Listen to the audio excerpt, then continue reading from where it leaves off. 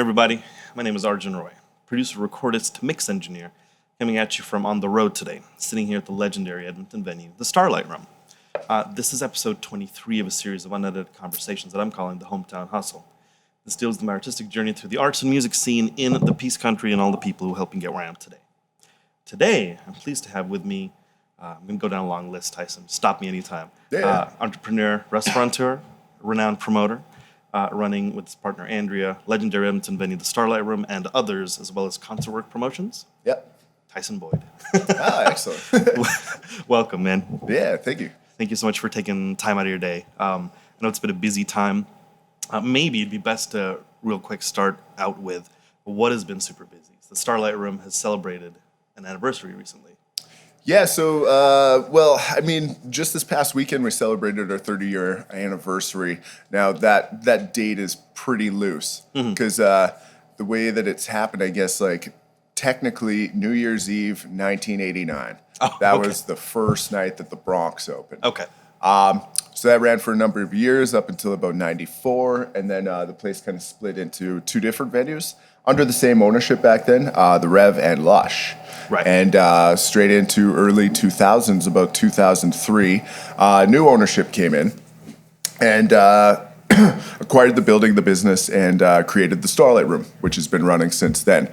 So we got together with old ownerships, past to present, collected a number of, the show histories and which not, and spent a lot of time documenting all the old show posters and a lot of stuff that people have kind of been having piling up in corners of their office or their closet or whichever. And we're starting to bring it to light and catalog it, get it onto websites. And we marked the show, of course, with a big reunion of old not just fans past to present, but also old staff, ownership, management past to present. And I had a few bands that have been playing here throughout the years or have had a number of important dealings with the venue and just celebrated the fact that it's 30 years that this place has been standing as an underground music venue in Edmonton. Heck yeah. That's amazing. And just to put things into perspective, for folks, for all my pals, who are elsewhere in the world, who have no idea what the Starlight Room is, who are some of the bands, some of the bands who played here back in the day, who people would definitely know about now. Well, the most famous is Nirvana played here, as well as Green Day, and both were at times when they were.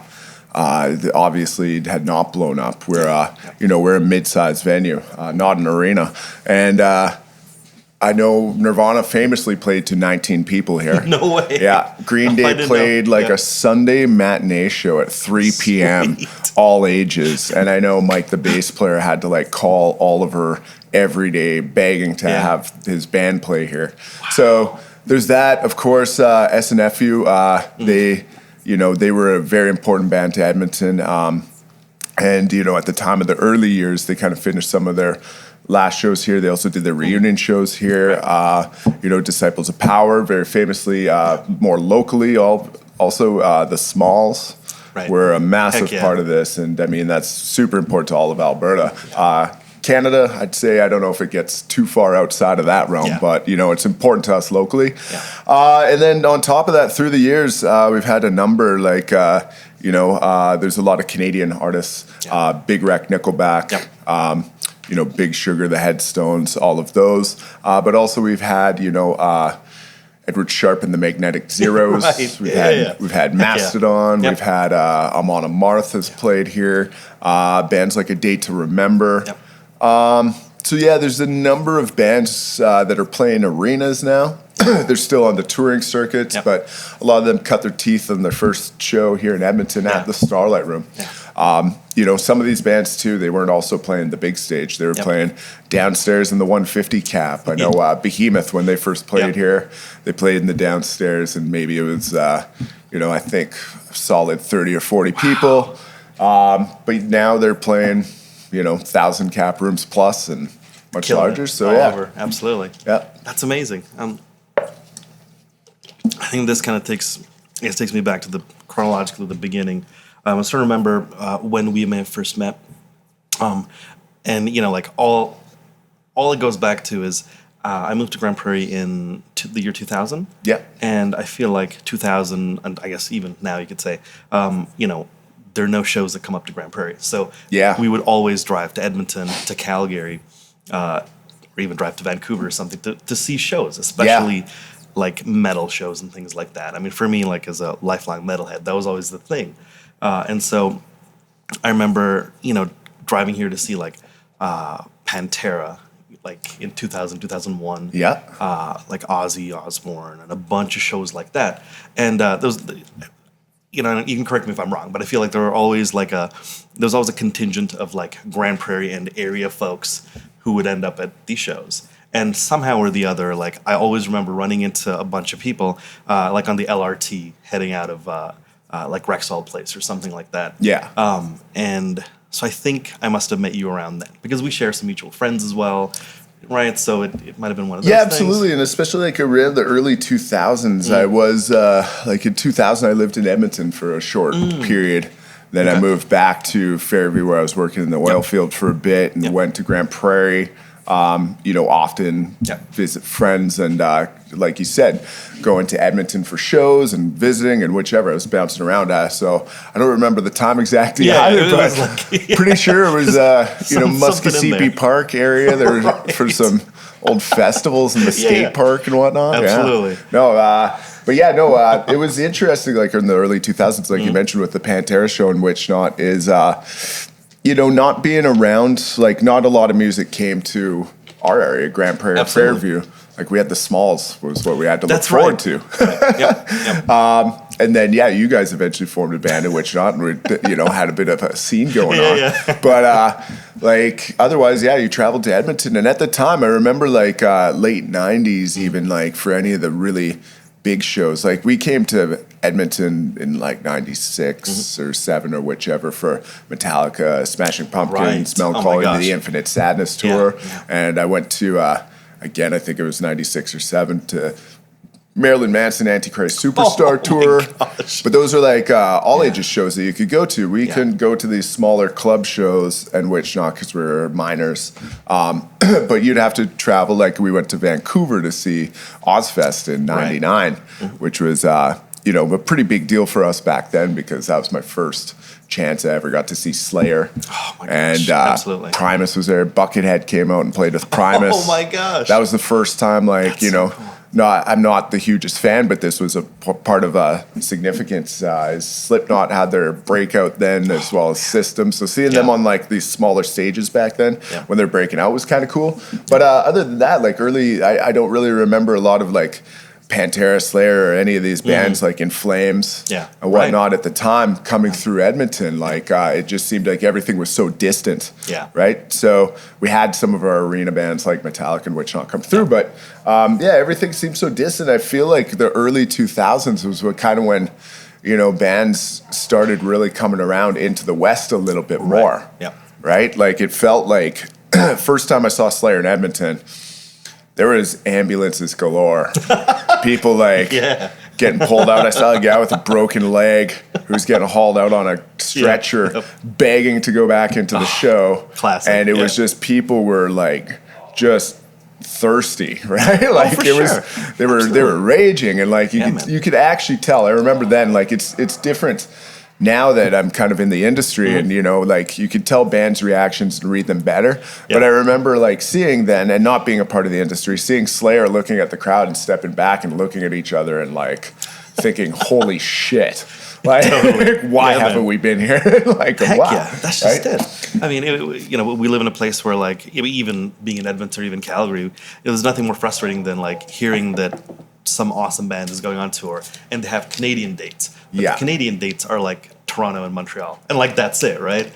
Once in a while you get Vancouver. So when shows started coming to Edmonton and Calgary, like, I hear you, man. People were they were all over it. I mean, they were teeming to see this stuff. Yeah, well, I think like you got to have kind of people that plead a good case for bands and tours to come out to this area. That's right. Because like, just in the agent world in which not sometimes it's ever changing. Agents, like, the whole point of, I guess, being in any business is to kind of move forward, move ahead, or whichever, right? So sometimes you get agents that are super supportive of this area, but then they kind of escalate in their careers and they move on to a higher position. Then you get a new set of agents in or whichever. So you start the same conversation over again. Right. And like on paper, Canada in general is like very sparsely populated. Dude, absolutely. Right? Yep. And then we have these gigantic routes that you have to tour between in each city, right? Yep. So for a lot of people, if they're looking at it and they're unfamiliar with the territory, they're not interested. 100%. Right? Like LA is pretty much the population of all of Canada. So, but the thing is, like a lot of people, I don't know if they actually really understand, like, if they get in here once, it's pretty easy to convince them because we can pull the same numbers to a concert as a city like LA. Yeah. Right? Yep. Edmonton has had a really amazing history of support for touring musicians, but also local and just live music in general. I think Edmonton's a very special place for that. It really is. Yeah. I remember playing in bands, again, in the early to mid-2000s, and once we started playing in Edmonton and Calgary and stuff, the Edmonton shows were like always our favorite. And at that point in time, it was bands like Marble Engine, Deep Fine Grind, Broken Nose, like that era of bands. Yeah. And the shows, no matter, whether you're playing like Wednesday, Thursday, Friday, whatever, people were, as long as, the band coming in had some, some kind of following or whatever. But the shows were packed. The fans were there. They're just ready to see music. They wanted to see art happen, be part of it and support the scene, which is really like all you can ask for, right? Cool. If you don't mind, Tyson, let me take it way back, just for a moment. Yeah. Talk to me about growing up in Fairview. Real quick, to put it into perspective, Fairview is, would you say, like an hour or 45 minutes? Yeah, it's about an hour north of Grande Prairie. North of Grande Prairie, yeah, absolutely.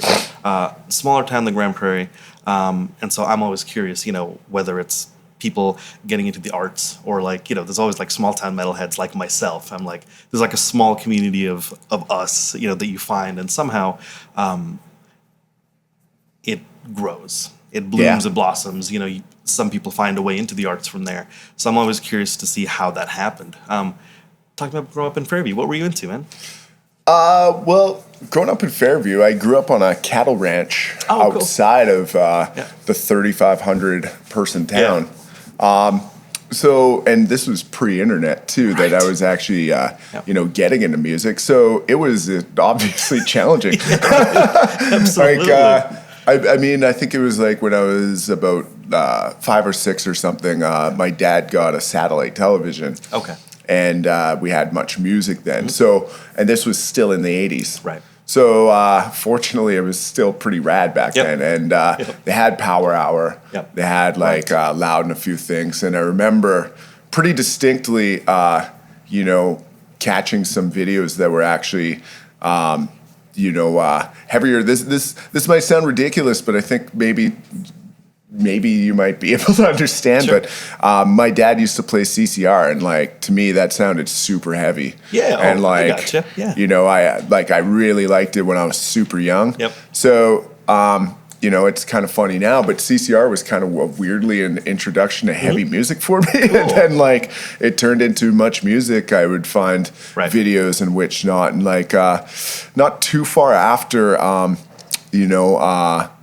what was popular around the time. I mean, they were still playing like, some death metal and stuff on there, right? And like Wasp and it was kind of getting out of the 80s era, right? Out of the glam and a little bit more into like, death metal and which not. Also, oddly enough, and again, this is odd, but it's from a small town, but Beavis and Butthead a few years later, like was a huge influence. Yeah, man. They were just playing little clips in between, but like those clips where they're making commentary, which not, there's a lot of really great bands that they're playing. So you'd write it down and like, you'd get a collection of names or something that you'd want to check out, and either like you had to wait until your next trip to Grande Prairie to go to the record store, or like in Fairview, I would have to go to, we had a Radio Shack Yes. And we'd have to get, the owner of the Radio Shack to come out with this giant binder and flip through. And then, if he could find the album, he'd order it, and it would take, 5 weeks to get. 100%. And, my friends, were the same way. And as we kind of grew up, we got together, we'd watch Loud on the weekends. Heck yeah, man. And, we'd start planning out which albums I was going to get, which That's albums you were going to get. Yeah. And then, you didn't want to buy the same 2 albums because you only had X amount of money. Exactly. And you didn't want to cross over because you were all going to share. Totally. You know what I mean? That's Make exactly mixtapes and whatever. Yeah. And it just took a lot of effort. Yeah. And sometimes, when you got those albums in after waiting 5 weeks, you'd even read the liner notes where they said, thank you to so-and-so for this. And you'd think the first couple bands that they listed in the thank yous were probably their tightest friends, and you wanted to listen to them too. That's so absolutely, it almost was like a roulette. Totally. But most of the time, it wasn't as big a circles as the internet is provided now. So absolutely. Most of the time, you're pretty bang on, just following those methods. But it took a lot of effort to kind of get into music, and especially when you're so kind of isolated in the north without 100%. internet or anything. It wasn't, I hate to say, but I was in maybe junior high. When we first started doing dial-up modem to play video games. I hear you, man. And then the internet kind of came around, but I was high school, I think, really. Yeah. And I mean, Napster and whatnot didn't come around till after high school. Exactly. We had those few years of the pre-Napster era where the internet existed, but it was different. So we still had to do this detective work to find music.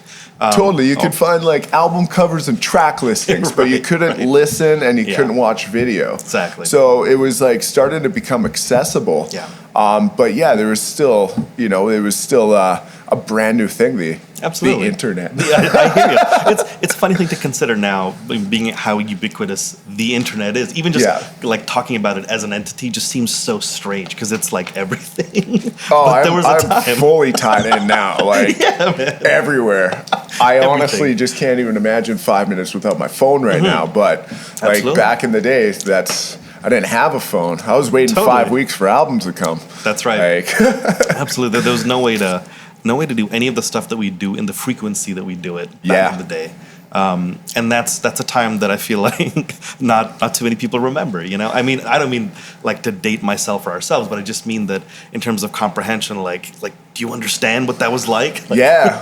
Well, to a degree, I actually really miss those times too. Sure. Right? Because I don't think I could care anymore about an album anymore. As the anticipation of waiting that long, and then it was a ritual to, unwrap it, listen to it, and then you probably listen to it a good 60 times. Oh, absolutely, just crank it right up, back to back, right? Yeah. And now, if I'm into a band, I could have their full discography in seconds. Oh, 100%. Order myself a T-shirt and right. Become a super fan within 5 minutes. Watching the behind the scenes stuff. Yeah. Remember when CDs started to have a little behind the scenes featurette sometimes? Yeah. And you got to see the band do stuff in the studio or just get a glimpse into them as a band. I mean, now everyone is on, whether it's Instagram, stories, Snapchat, bands are fully engaged in a way never before. Totally. But bands then, are doing Q&As on their Facebook page. There's artists that are doing music lessons while they're on the road. It's totally. It's nuts. And I can't imagine there's still fans out there in Witchknot, but I just don't know if it's breeding the same type of fan having that type of accessibility. Right? Definitely. It's a whole different ballgame. Which, not to become an old man shouting at the sky, but it's it's just different is what it is. Yeah, it's different for sure. It's just different. Yeah. It'll be curious to see where things go. I feel when we were chatting about this briefly, but we've been having those conversations for years now. And really it'll just be interesting to see where things go. Absolutely. Because no one has an answer yet. Yeah. But we'll just be along for the ride, I guess. Yeah. Question: what were some of the early sort of metal bands you got into during that time? When you were in Fairview before you sort of graduated high school and stuff. Who were some of the bands who really drew you into metal? Well, the very earliest band, of course, was Metallica, and Megadeth, Anthrax, a few of those. Now, the way, like, I actually kind of got into Metallica in a weird way because I used to be a really, like, when I was, like, super young, I used to be a really big Nirvana fan. And, like, that's how I kind of learned how to play guitar. Right. And then, like, graduating into wanting to play more challenging songs. Yeah. I started playing Metallica. So it was, like, more challenging. And then I kind of graduated along into all the regulars of, you know, that time and era, I guess. You know, started listening to Pantera. Mm-hmm. You know, all that. But I mean, there was a few bands that I kind of shaped more of a different sense to me, I guess. There was a fella that gave me an album, Death Leprosy. Oh man! Yeah, he was from Newfoundland. Okay, and he was in Fairview, and he basically was like, "Hey man, you like, you know, your Metallica and whatnot? You should check this out." And handed me the album, and the first time I listened to it, I stopped it right away. It's a little too much. Yeah, of course. At first, absolutely. You know, it was not like my typical Metallica, Pantera, or whatever. And then, you know, I listened to it a bit again, and it started really growing on me. And then, like, that was a whole other, you know, genre like that. And I also saw for the first time Disciples of Power on Much Music. Okay. Got it. And the song Crisis was on. And I don't even remember how long it took me actually to find. All I knew is I couldn't order their albums at Radio Shack. Right. And then I'd go to Grande Prairie and I couldn't find their albums. And like, that was kind of a startling time. I'm like, well, you know, I just had this little taste of music that I'm trying to seek out, and I don't know where to go for it. And I was visiting in Edmonton, and there's, you know, different pawn shops and music stores that I'd like to hit or whichever. And it was, I think it was Sound Connection on White Avenue. Okay. I was pretty young, so I don't remember exactly where I was, not knowing that the city was too big for me at the time. And I found Disciples of Power albums, and like, I was so stoked. I grabbed a few of them. They were only like $10, and then I was pretty pleased with that also.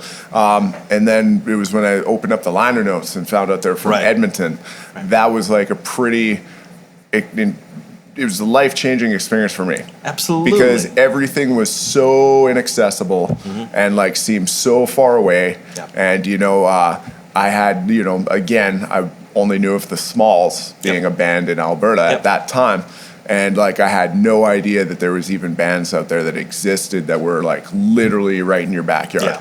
So that became a real defining point of, you know, wanting to access more music like that, find out what's going on, you know. So yeah, I guess that, you know, from going from, I guess, more of, you know, it's kind of weird to call them, I guess, commercial bands or whichever, but like your Metallica, Slayers, Panteras and whatnot, and then getting into just swiftly moving into, you know, your more underground American bands, and then even like knowing that there's a local scene surrounding you. Absolutely. It was pretty crazy. So cool, man, that's fascinating. One thing I remember, you know, again, I don't know when this would have been, like in like your chronology, but like, did you go to Bakken? Yeah, I went in 2004. Okay. Oh man, that was the year that Sam Dunn did the Headbangers Journey. That's right. Talk to me about that experience. So, oh God, there was so much that led up to that experience. That's like just a, I guess, throw preamble. It's like Bakken is like the biggest heavy metal festival in the world. Like, is that fair to say? Like, it's definitely massive. Now for sure. So back then though, like this was like that same year, 2004 was when Sam Dunn did the Headbangers Journey, and it literally doubled in size within 2 years or something, and that's when it became like the Mecca. So 2004 was when they had their 15-year anniversary, and I think there was maybe 40 or 45,000 people, which again, for a metal fest, to me that was massive. But you go now and it's insane. Like, it's insane.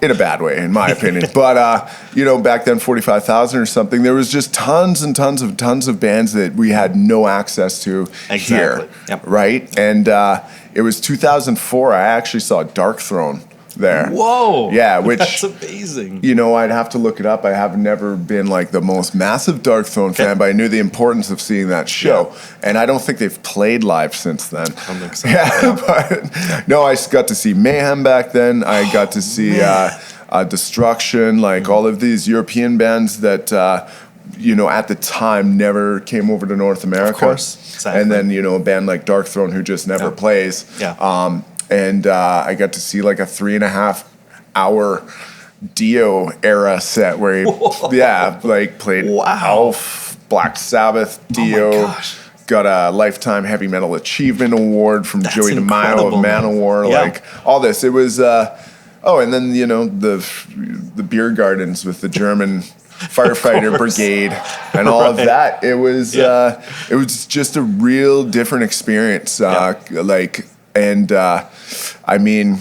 At the time, that was my first time ever going there. And then obviously, I think in the early 2000s, metal really took a big upswing. Exactly. And like that documentary, obviously, it was a huge upswing for Bakken. Yep. So I went back a number of years later, 2008. Okay. Yeah. And, there was a band, Cynic, that they reunited. Yeah. I had to go see them. Carcass had just reunited again. Oh my gosh. At the Gates reunited. Yeah, dude. I was like, okay, there's like 3 good reasons for me to go. And then on top of that, Iron Maiden was playing. I'm like, yeah, okay, let's do this. So I went, and like when Iron Maiden was playing, there was 120,000 people there. Oh my gosh. Yeah. That's incredible. I got a staph infection that year. And it was because have you been before? I've never been to Bakken, man. It's on my list of things to do, but oh not yeah, yet. well, there's other festivals I think that are a little chiller, but sure. yeah, they have like flushing toilets. They pay for a card. They have showers. So I bought my flushing toilets card. I had a shower card, and staying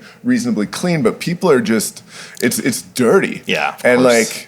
There's I heard somewhere. I think there's like a beer pipeline there, and people are just like drinking beer like you wouldn't believe. There's markets throughout the campground. They're just selling beer. Right. In the festival. There's beer. There's grocery stores. There's beer, and instead of to service 120,000 people, there's toilets you can pay for. Yeah. There's also public toilets that are almost not an option. I saw some get blown up, literally, like burnt to the ground type thing. And then they have these giant ditches that they drag. Okay. And these are basically piss ditches, right? Right. So, and people jump because they're like about 1 kilometer long in between campgrounds, and they're just like literally full of piss. Yeah. People are jumping over these ditches instead of walking around. But the more beers you get, of course, and like the more people are jumping, the edges are wearing down, the channels get wider. People are missing and just falling into the mud. So you get people who are covered in mud. Hasn't rained for days. You're like, oh my god, they're in piss mud. Right. And from there, it's pretty easy to see like how disease happens. Absolutely, man. I don't know. Sorry, I got way off track here, but I made it back out of the festival. I had a little sore on my neck, and it was a very small one, and I found out it was a staph infection. I got treated right away, but it made me think wow, 120,000 people in an area that has so much booze consumption and not enough facilities in which it's this is literally how disease happens. 100%, absolutely. It was 700 years ago, in medieval Europe. I mean, everyone would be ill. Absolutely. Absolutely. I totally get it. That's incredible, man. What a story. Holy cow. I'm sorry that you got a staph infection. Oh, yeah. It's just incredible, envisioning, again, for people who haven't been to a festival like that, of that nature, it's just incredible to comprehend, Oh, absolutely. And in Europe, everything's done a little bit differently. And to be honest, I kind of like it. There's the porta potties are overflowing, and there's just this mass amount of mud and pools. What they do is they just take a hay bale and roll hay over top. Oh, okay. But then people are like, oh, hay. They just go start laying down in the hay, rolling around in the hay, just baking in the sun, That's incredible, man. That's awesome. Wow, dude. Cool. I remember you had gone, so I wanted to ask you about that. That's so cool. Man, talk to me about the end of high school through, did you go to, so you were working in the oil field, you said? Yeah. Did you go to university, because you went to the U of A, correct? No, I went to Grant Mac. Oh, that's right, Grant Mac, okay. Yeah. Talk to me about the end of high school to the time where you decided to go to Grant Mac. Well, the end of high school, I actually moved to Edmonton. I didn't really know what I was going to do at the time. I ended up moving with a friend and moved into basically kind of a punk house, I guess, and got a job. That was priorities were get a job, get an apartment, Yeah. and from there, see shows, Yep. draw, like whatever. The priorities were not really ready to go to school or make Sure. any life-altering decisions. I ended up getting a job at a cemetery, which was actually, to be honest, one of the best jobs I've ever had. Yeah. It was super interesting and pretty cool. And then, eventually, that was a seasonal job. I ended up rolling into winter, kind of hopping into warehouse jobs and whatnot. And I mean, like, Edmonton just wasn't working out at the time, I guess, per se. I actually wanted to start making some money or whichever and figuring out the next step. Sure. So at the time, this was also, the start of oil field boom. Right. Right. Yeah, And so I went back home. I worked in the oil field, and then a lot of my time was that was off. I would try to get into the city, go see some shows, visit some friends, do whichever. So I did that for a little bit, and then I ended up moving to Calgary and spent a good long amount of time in Calgary, but I was back and forth doing oil field and whichever. And I mean, like when I first lived in Edmonton and kind of was back and forth between Fairview, Grande Prairie, Calgary, I was doing quite a bit of drawing and which not then, and like I had an interest in getting involved in more of a graphic design sense. Okay. Yeah. I see. And like I wanted to do show posters, design T-shirts, design whatever. Yep. That was something that I could see me being, involved with and contributing to, the music that I loved and like bands and which not. And I didn't really see too much other priority, I guess, or sorry, an opportunity. I mean, to have any sort of involvement outside of that, and just nothing really crossed my mind, I guess. Like I didn't know that there was an industry or anything. Sure. Like I didn't know there was opportunities or jobs, right? I just offered to help people draw their posters and put them up on the street. Now, if I found someone like that, I'd be like, "Where the hell did you come from? You're a dream." Exactly. Yeah, dude. Yeah. Yeah, but I thought I had to beg people to let me do that back then, right? And like. So I did go to school for a short bit for computer animation and graphic design. Right. And I worked at an embroidery shop, digitizing embroidery for a short while. And this was my first attempts of getting out of physical labor in the oil field, right? Understood. And the office job was not overly for me. I found out, graphic design was probably going to be like a giant debt load. Sure. Yeah. Getting out of there, and just Definitely. the amount of people that were into design at the time, I recognized fairly quick that it was very competitive and quite expensive. Yeah. And I didn't see that as I basically turned back into being a hobbyist right away. Okay. And then back to the oil field. Yep. I hear you.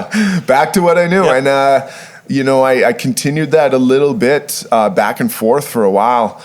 Because, it was easy, I guess, make money, it wasn't until I actually met a friend who actually worked in this industry. She was a runner, and she told me she was working concerts and, told me some of the shows she was doing and what she was doing. And she was actually my neighbor at the time. Oh, cool. Okay. And then we turned into very good friends. But she was the first person that I ever knew that worked a concert. And then that became kind of something that I was really interested in. I was like, well, how did you get into this? And she's like, oh, you just talk to so-and-so. I'm like, I don't know if it's that easy. It's like, I don't know who so-and-so is. I remember she actually introduced me to so-and-so, and that happened to be Harvey Cohen, actually, with Union Events at the Ship and Anchor years ago. Yeah. And I literally just didn't even know what to say. So Sure. what do you say? I want to work concerts. I want to work events.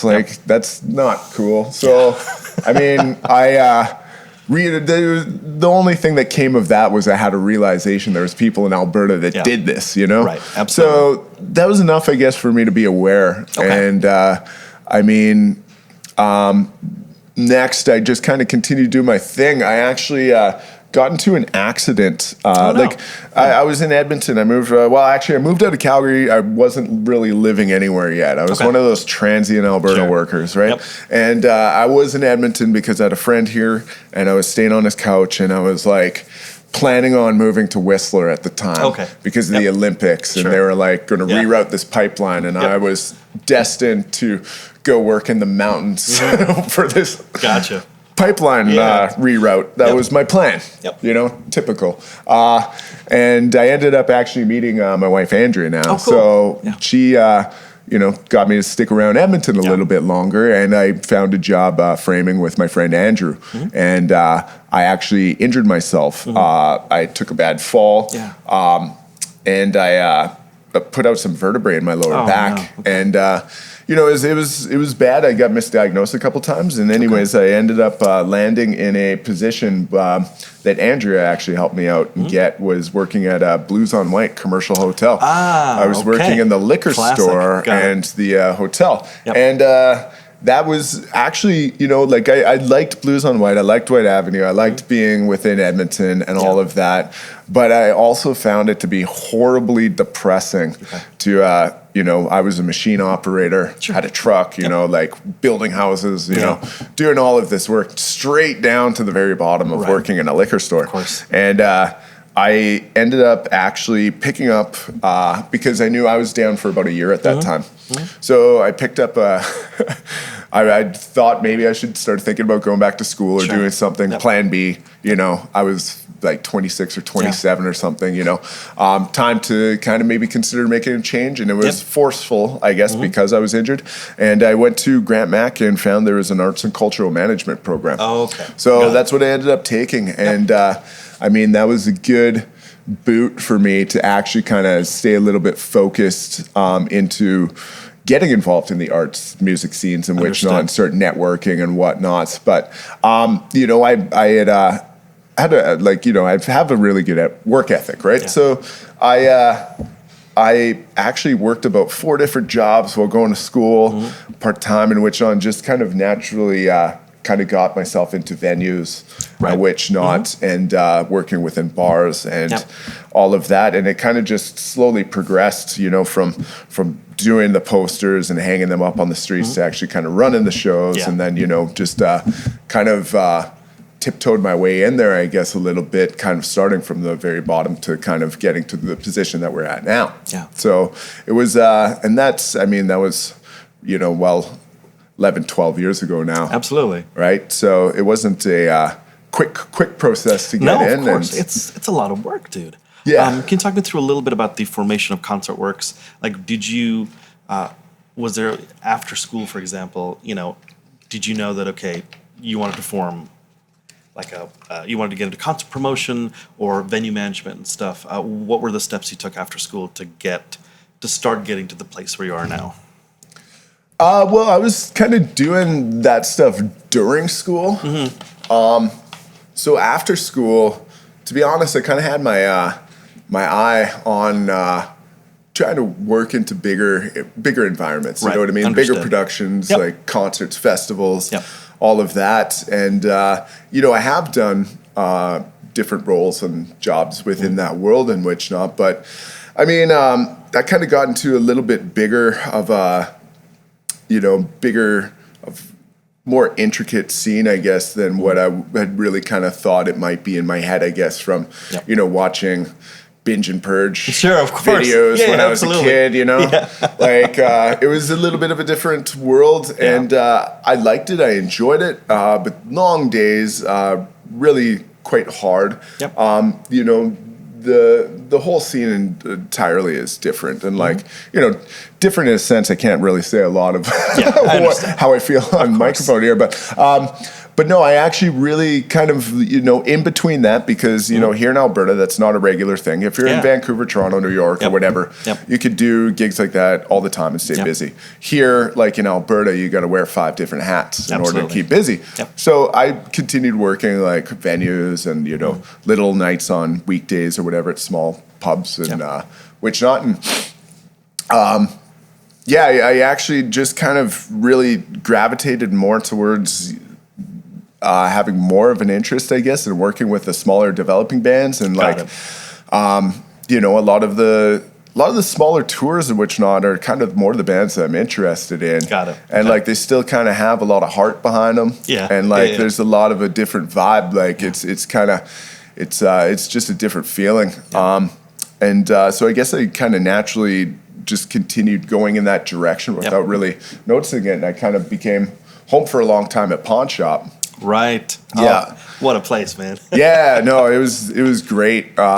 You know, and we did a lot of shows for a number of years with John Kennedy there, and did a bunch of stuff with Filthies and whatnot. And back, you know, around that time too, I was still working at New City downtown, doing shows in Liquid Lounge, the odd one downstairs and stuff like that. So I guess that's kind of how I started evolving into doing shows. And under that time, it was just, you know, I had my own production name, I guess. It was like, I don't even think I put it on posters or whatever. I was still just kind of figuring it out. But I was starting to do some bigger tours and whatnot. And at the time, there was some other independent promoters here. One was Foundation Concerts. Oh, yeah. Yeah. And I mean, one of the main guys, Brent Oliver, ended up, like, as far as the buyers, he ended up moving to Winnipeg, becoming an agent. Oh, okay.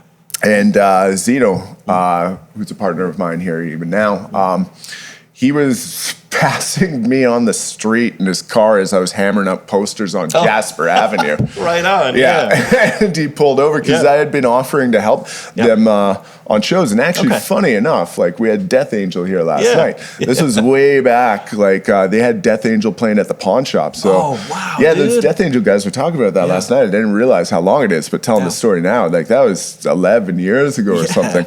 And those guys didn't really have posters going up on the street. There was like Death Angel with guests. There was nobody on there. So I offered to help them to put up posters for them. Totally. And I offered to help get them some support and whatnot. So booked them a couple bands, helped putting up posters. I was postering my own shows and whatnot. And they had other gigs coming up and whatnot. But yeah, Zeno was passing me by on the street and saw me hammering up these posters and basically like yelled out. He's like, "Hey," it's like, "we should have a meeting sometime here." That's awesome. Yeah, I was like pretty much turned. I was like, "Yeah, cool, call me." Absolutely. And, like, next week we got together and they dissolved Foundation at the time, and then we formed Concertworks. And you know, from there we just started working on the same tours that they were working on as well as I, and we just collaborated. And it kind of went off from there. And you know, eventually because I had been working with John at Pawn Shop, we pulled him into the circle. And that's kind of, I guess, the start of it all. Pretty casual. Absolutely. You're a humble person, man. I appreciate it. It's a ton of work, you know. Like, a lot of, I think, what these anecdotes like should highlight to everybody is just like, man, like, no matter what it is, like, you just have to work your ass off. Oh, absolutely. That's the only way around it. No matter what it is that you want to do, what industry you want to work in, especially the arts, you know, it takes absolutely so much work. To get anywhere. There's a lot of grind behind it. Like I can't claim that I've ever been the smartest person ever, but I have had a good work ethic and have worked hard. And like, I think a lot of people have that have had success do, you know, realize that there's not a immediate payoff. Like, I mean, I had to work a number of free hours for a long time. Absolutely, right. And a lot of people that I know that are actually in this have done the same thing. It's almost like you really have to put in your time before, like, you kind of get your peers' respect or something. It's like people want to know that you're going to stick it out. You know what I mean? And like, unfortunately, there's a lot of thankless hours, and like, you know, a lot of this is all about the love too, right? Like, dude, totally, right? You know, you're in it because you love doing it. And I mean, I think at some point when things get really, I don't know what, tough, when, you know, when things are not ideal in whatever situation one is working in, it's that love of art and the business and the music and stuff that perhaps you can draw power from. Absolutely. Yeah. No, it's healing, it's rejuvenating. It's like, you know, some of the hardest times I've ever had with certain shows, you know, times when I've like wanted to basically break down and cry and wish I'd never done it or like got involved or anything. By the end of it, they've also turned out to be my favorite times. Got it. And, you know, just, you know, amazing memories. And, I mean, there's just a lot. It's a very emotional thing. Heck yeah, dude. It's wild. Like, you deal with so many different variables of things and like different personalities and like it's Yeah, it's a roller coaster. It really is. 24/7, 365. Absolutely. Never ending, man. Yeah. So Tyson, I know pretty soon you're going to have to run to your next meeting. So maybe we'll take just a couple of minutes to wrap it up. Would you talk me through the how you came into the Starlight Room? Like, just, how did this place and you come together? So we've been doing shows here for about about the same time that Concertworks has existed. Like my partners are actually original partners within the building here also, okay. right? Got it. With Concertworks, but I was at Pawn Shop, so we had rival sides of the river here in Edmonton, and all of our bigger shows in which all we do here, and we did a number of things over at the Pawn Shop, obviously, right? So I'd kind of already had, like, we've been here now, as part of the ownerships for 2.5 years. Okay. But we've been involved for over 10. Got it. And then my partners have been since the beginning, right? So I guess some of the old ownership, they had a company that actually was extremely successful across Canada. They got absorbed by a much larger company. Got it. And, from that point on, I think that they were ready to move on because a place like this takes a lot of work and it's a lot of hands-on. Yeah. And I think, just with the life changes at the time of their company and a few things that they were kind of ready to move on. This building, though, also just with the history that it has, and the uniqueness of the building, there's not a lot of stuff that you could do with the building, I guess, like, and just for the also just the cultural importance that it has within Edmonton, they wanted to ensure that it continued on as a venue, right? Got it. So, it kind of turned into a partial conversation where they approached us, we approached them, and we kind of, silently made an arrangement that we would take this over. Got it. It wasn't something that really went on the market or anything. It was, just very much an internal process, and we kind of took it on from there. And those fellows, the old owners, we still work with still, and have a relationship with their companies and which not. So, I guess, it's like, there's not a crazy exciting story behind it. It just kind of is one of those natural things, I think, too. Like, when you're in this industry, you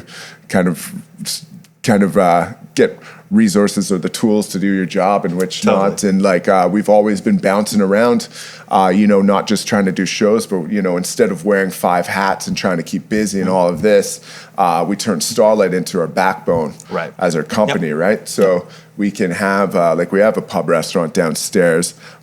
We have like the 2 venues or whichever that we could do our shows, but we can also host other promoters and which not. So, instead of like me working for Concertworks and, putting shows out around town and still working at Pawn Shop and trying to DJ at Filthy's on Mondays or whatever than that, like it's all just become more focused into one building.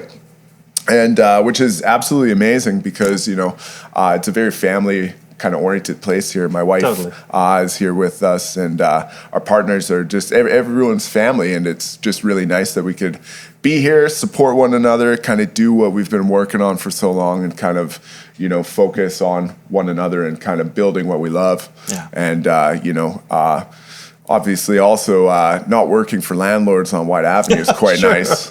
Just got to throw that jab in there, right? Absolutely, do it.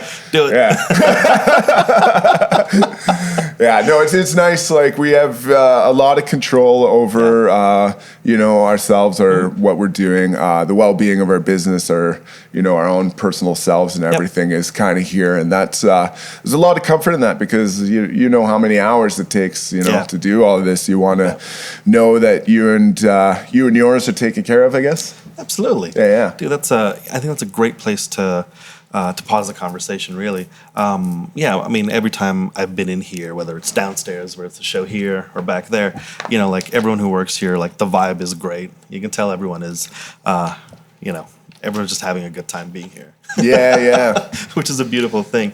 But I know you have to run, so let's wrap it up. Tyson, thank you so much for taking the time to do this. Awesome, thank you. Appreciate the conversation. Maybe we can do this again. Yeah, absolutely. Part 2 coming soon. That's right. Thank you, man. Appreciate it. Have a great rest of your day. All right. Cool. Cheers. Thank you. Bye-bye.